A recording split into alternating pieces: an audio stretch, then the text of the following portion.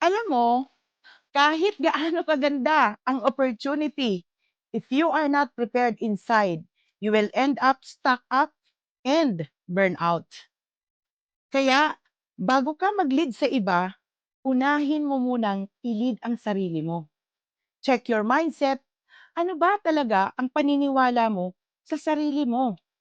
Do you believe you can succeed? Do you really know your purpose?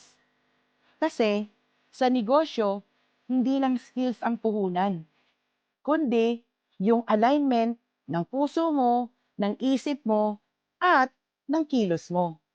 Because if you're not clear within, you will keep starting over and over again.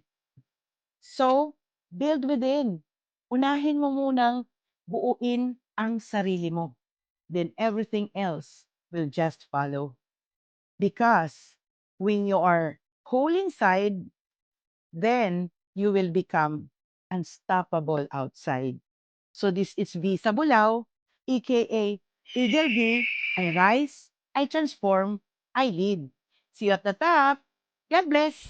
Bye!